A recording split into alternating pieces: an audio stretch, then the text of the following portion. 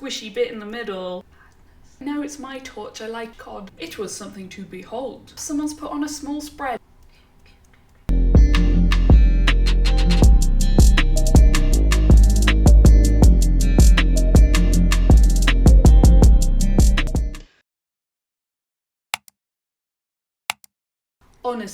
Honestly, after a fight schedule a few weeks back as dry as Richard Ayoade's humour traipsing its way across the Sahara, eating rich tea biscuits, my body, mind and circadian rhythms aren't prepared for two huge main UFC events taking place just 3 weeks apart. I'll love it, do not get me wrong. Also, do not look at this door. This door, we're all just agreed, you've signed the disclaimer, we're ignoring this half-primed door, okay? Okay. Now strap in for an extra big helping of premium nonsense as we both talk about and watch UFC 281 together. Strap in!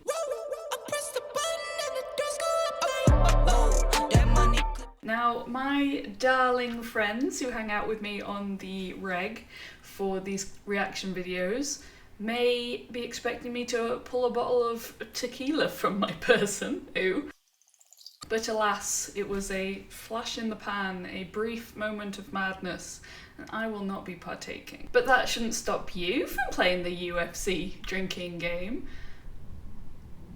I was about to say of my derision, but one, I don't know if that's a word, and two, the word that wanted to come out of my mouth was demise, which was a lot more applicable. If you haven't seen the 280 video and don't know what the fuck I'm going on about, one, what's new? Two, help yourself. Should we stop all this babbling and go watch some fight? No, actually we won't, because this is how this is going to work. I've actually got a Cage Warriors event to go to tonight, so I'm going to tell you about my thoughts now, pre-violence, and then I'm going to come back and then we'll watch it together. And for me, it's going to be linearly moving through time because that's the only way I know how, but for you, I'm probably going to chop and change it. So you'll see this, then you'll see this, and then you'll see this again, and it'll be mind-blowing, but I think you'll catch on quick. Now let's begin. Brad Riddell and Renato Moicano. Now there are quite a few lightweight fights on this card, which is weird because the lightweight championship was on the last card, and usually they do try and group them together in such a manner, but this is happening, and we're about to see a lot of movement in the division. I mean, also in the fight, but that would make for shit commentating, wouldn't it? What I meant was we're going to get that divisional Rubik's Cube on the go. Now, neither of these fighters are currently ranked in the top 15, but this fight could nudge one of them right in there, so there's a lot at stake. It's a stacked division. Not being in the top 15 doesn't really mean that much at the moment. Now, Riddell was ranked before his last fight, and he'll be looking to put an end to a losing streak, first losing streak of his career. In his last two fights, he's been knocked out and submitted, so at least he's showing us a lot of looks. But those losses were to huge names to look out for or already being looked at. Rafael Fiziev, who is, basically standing on the precipice of superstardom, and Jalen Turner, who's pretty fresh to the game but already making people pay attention. But that's enough about them. Let's talk about Brad Riddell. In his first 4 fights in the UFC, he took home the win every time, accumulating a win streak of 7. And we saw him in that incredible fight of the night in June with Drew Dober. Now, Moicano is a former featherweight who saw a lot of success in the division, including wins over Cub Swanson and Calvin Cater. That's a win you can hang your hat on. Then he had a couple of losses to some pretty big names, Aldo being one of them, and decided maybe it's time for a change of weight class. He won his debut in the division, then lost by knockout to Rafael Fiziev, so they have that in common, and then he went on to win 2 in a row, both by submission. And then there was the RDA fight. Moicano took that on short notice, and it was not pleasant to watch. He basically got completely destroyed over 5 rounds. He hung in there, but that kind of beating can change a fighter, heck, a person. And later for me and now for you, we are gonna see whether it has changed him for the better or for the worse. Cut to the future, baby. I'm back from Cage Warriors. Cage Warriors was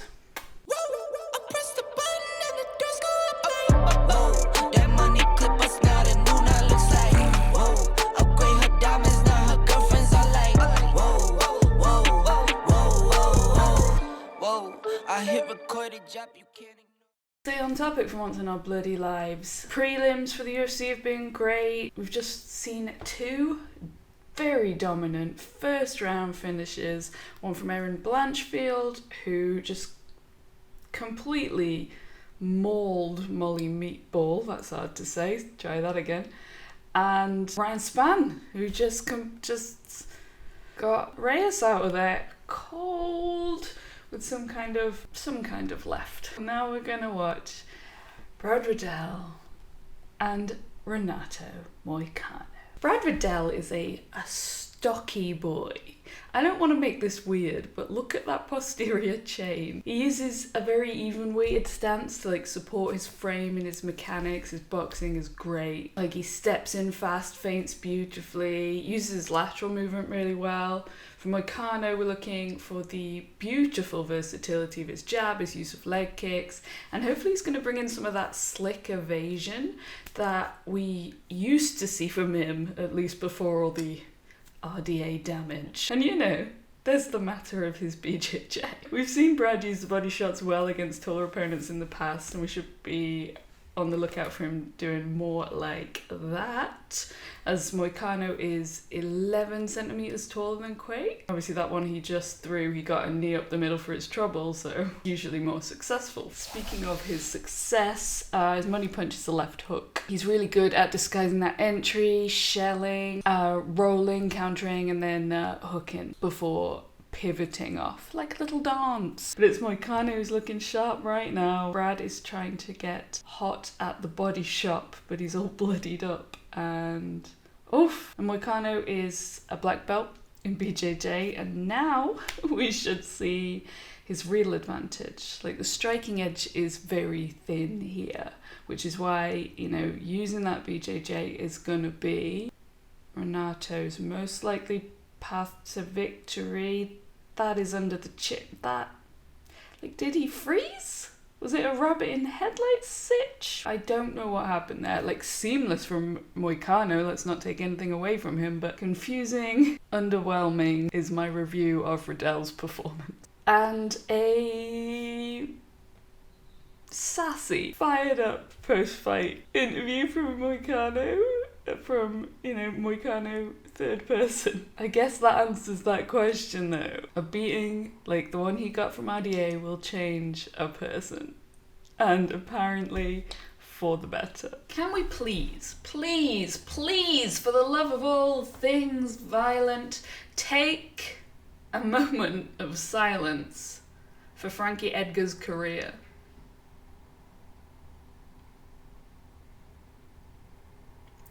This little scrapper caught all of our hearts by consistently getting the better of bigger opponents and being at his very heart center, the squishy bit in the middle, a fucking animal in the octagon. He took the 155-pound title from the legend BJ Penn, for fuck's sake. Why am I mad? This is going to be his last fight and his 30th fight in the UFC alone. So let's relive some of our favourite moments from the answer. Against Yair Rodriguez, this fight felt like it was designed to propel Yaia's career. Fun to say. Like a passing of the torch almost. But Frankie wasn't ready to let go of that torch. He was like, no, it's my torch. I like it. It's keeping me warm. It's giving me this gorgeous, dewy glow. So he took Yair down repeatedly and battered him like a nice fresh cod. After 2 relentless rounds, the doctors stepped in and said, we kind of need Yair's brain to continue to function, so we'll just leave it there, Frankie. Thank you very much, Mr. Edgar. When Frankie stood against Gray Maynard for the rubber match of their trilogy, it started out as a rough night for Edgar. Maynard got the better of him for the first 2 rounds, but then Frankie turned the beat around and in the 3rd and got those takedowns. His striking was beautiful and he got that knockout in the 4th round. There were some cries from the world of like fluke and bad decisions when Frankie got that first win over BJ Penn. But he silenced those fuckers the 2nd time around. It was something to behold. One might even say flawless. Complete dominance from Frankie. And now he's looking to leave this town with his head held high. Maybe even some fireworks popping off in the distance. Perhaps someone's put on a small spread. I don't know. But his opponent, Gutierrez, is looking to make a name for himself by being the one to retire the answer. Shall we see? Speaking of the UFC setting up a passing of the torch, we just saw, before we get to Frankie Edgar, we just saw Dan Hooker versus the Prince of Peru. It was looking like the last opportunity for resurgent Hooker, or, you know, the end of the line. Dan was determined that we hadn't seen the best or the last of him. After Poirier had executed an Eminari roll like a magnet to his heel and folded Dan in all kinds of ungodly directions, Dan picked his opponent apart using his length and digging at the body until Poirier could take it no more. Shut it down. I hope you submitted all of your questions before the cut-off date because this is our last chance to get an answer. Gutierrez is on a 7-fight win streak, including a spinning back fist knockout. That's like 1 of 10 in their whole history of the organization. And he actually drills these really flashy, unlikely moves for the whole of his camps. He says, like, the moves might seem wild, but it's just his style. He loves to mix it up and surprise his opponent, and we love to see it. But Edgar is crazy athletic with an explosivity that we should all be scared of. He blends his boxing, his wrestling, his speed, and fight IQ together seamlessly. His super swift movement, uses counters so well. But right now it's Gutierrez with the movement and the feints and spinning back fist. Watch out for that, Frankie. He is looking hard to read. It was Gutierrez that called for this matchup. He said he was looking for the fun fights, the styles that complemented his own and would give the crowd a great show. Huge knee. It's hard to be mad at it. That was so precise. Picture perfect. Right to the chin, out cold. I was gonna say he was also looking for the fights that would get him a step closer to the title, and there he goes, stepping all over Frankie Edgar. Look, no competitor wants to go out like that. Frankie is so tough, so resilient. There's never been any quit in him, and it was always gonna have to be a clean KO like that. When he fought Griffin and he was well and truly caught in a nasty knee bar, but he just accepted the pain and the potential lasting damage and waited for the bell. And I'm really gonna miss seeing someone who relentlessly pushes through the darkness. Oh, I am so excited for this Poirier Chandler fight. It's one of those ones that the fans have been crying out for since before Chandler signed with the UFC, and part of my brain, my poor tired struggling brain, is like, no, we've seen this one already. But I think that's just because I've simulated it so many times in my mind, wondering how it would go, and just getting the hype up, doing my own marketing job in here. Not in here, in here. It's gonna be beautiful. I don't think anyone's arguing with that. There has been a little heat coming into this, but honestly, I don't think it's anything at all. Maybe a little diluted, half-assed marketing. I like my drama to be 100% proof, you know? Chandler's had a mixed run, success-wise, since he joined the organisation, but he's won our attention, never having produced a boring fight. And that knockout of Tony Ferguson, the last time we saw Chandler out, will be forever etched in history. Poor tone. And Dustin has probably never been in a boring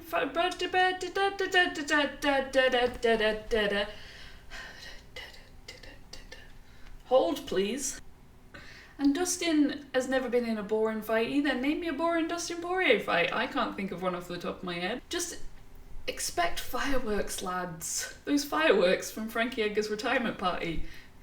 They're coming off of Michael Chandler and Dustin Poirier. Dustin's career is very much like close but no cigar, always the bridesmaid, never the UFC champion. But that doesn't stop him going after that cigar, chasing down love. Maybe you don't chase down love, maybe it's a bit aggressive, maybe that's why I'm single. His eyes are always very firmly on the title. You can knock him back, but you can't knock him out.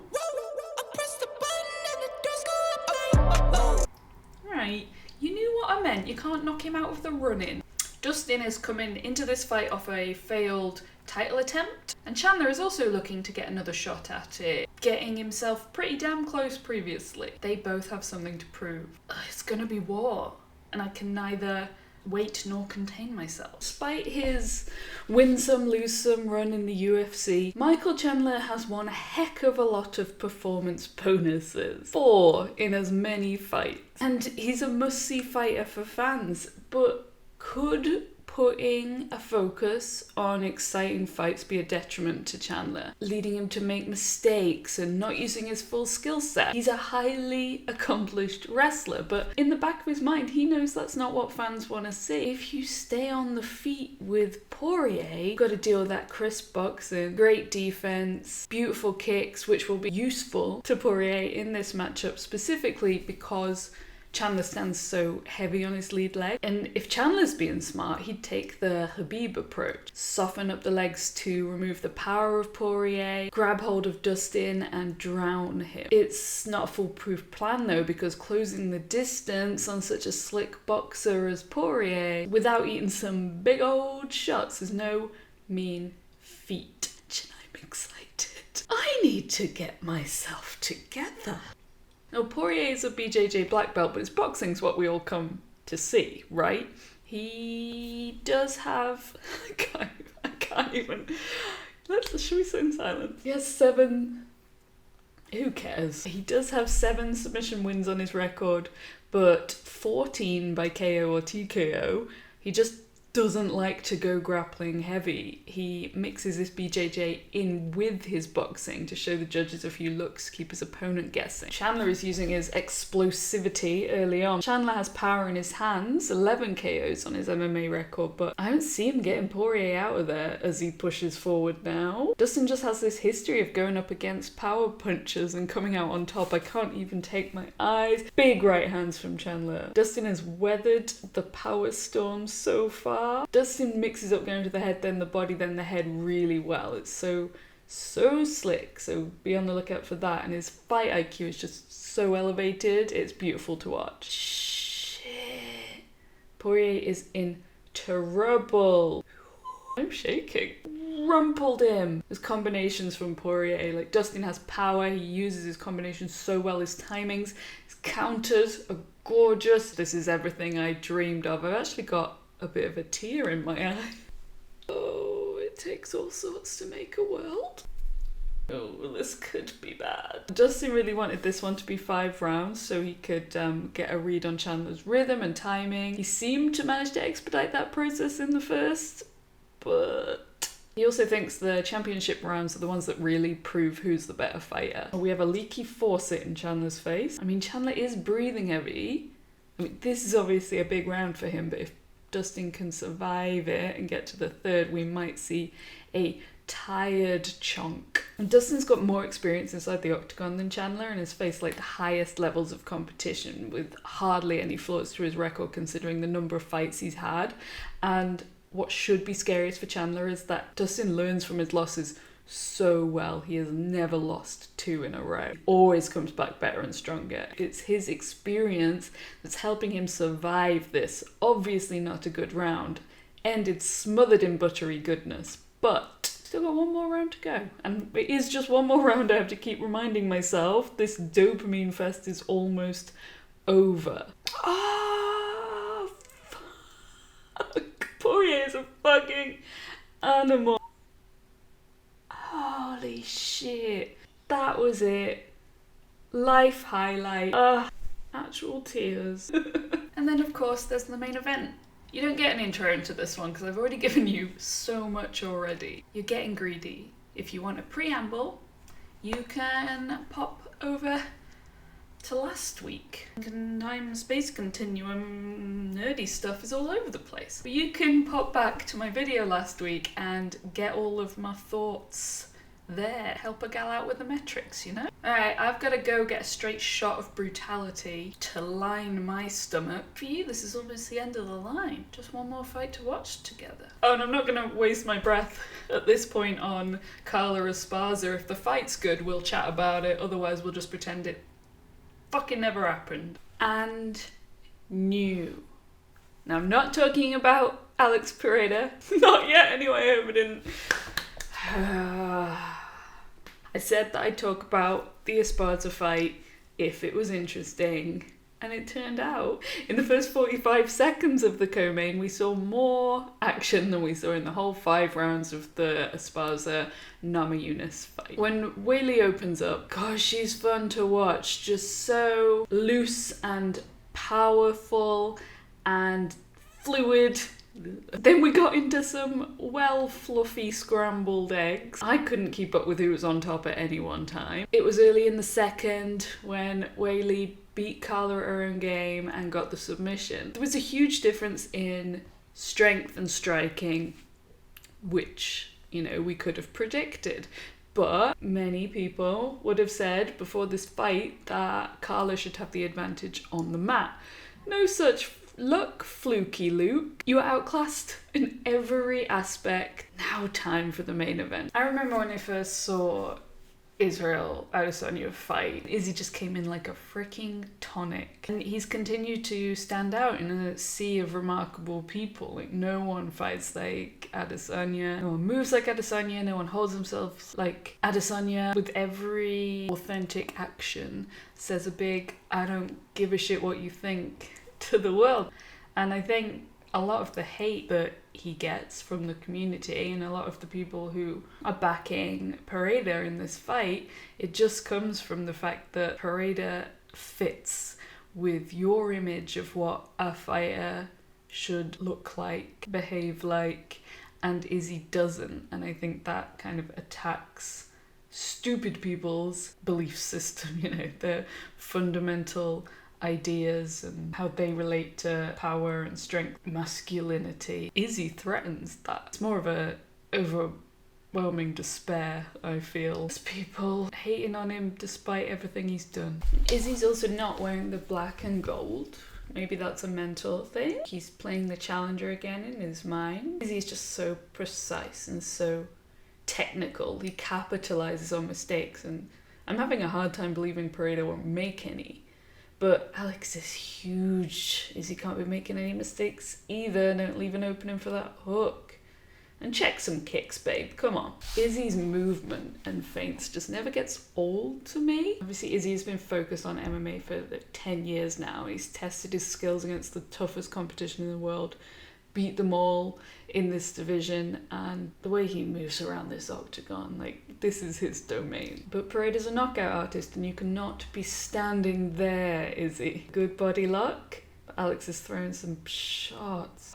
Holy shit, Izzy saved by the fucking bell. He was wobbly bob on his feet there. Obviously the smaller gloves make it easier to hit harder for both guys. Even in the clinch and when hand fighting, the smaller gloves mean those nasty shots can just sneak through.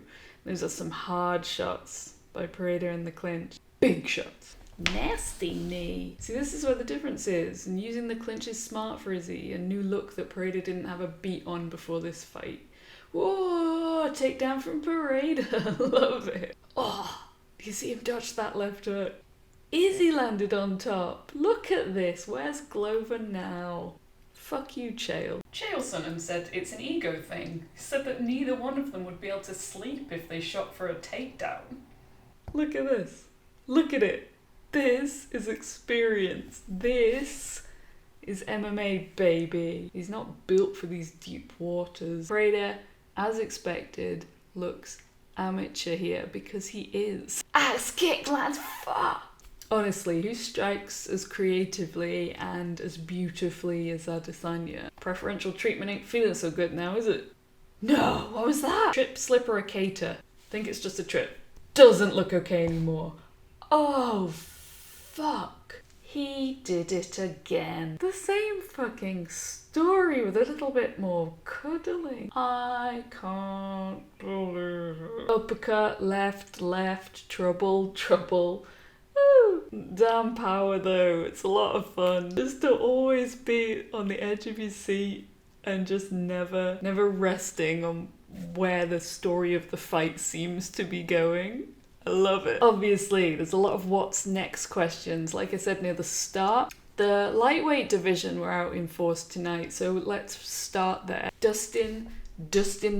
Like, another shot at the title seems a lot more likely now that there's a new champ, but does he get a shot before Oliveira gets a rematch, or before Dariush gets a chance? And none of those will be before Islam faces Volk in February, which was confirmed on this very day. Gaethje was hoping for a win for Poirier and then to set up the idea of a matchup, which was unlikely when he said it because Gaethje lost that, so it would be more likely if he got the rematch if Dustin had lost. But I'd still like to see that fight. And for Izzy and Alex, surely the rematch, Izzy deserves that. He's earned that. Let me know every thought you've ever had in the comments. Like, subscribe, Insta, Twitter, keywords, basically talk to me, I'm lonely. And you can find me anywhere, I'm prolifically nonsense. And next week, I think we should talk about Usman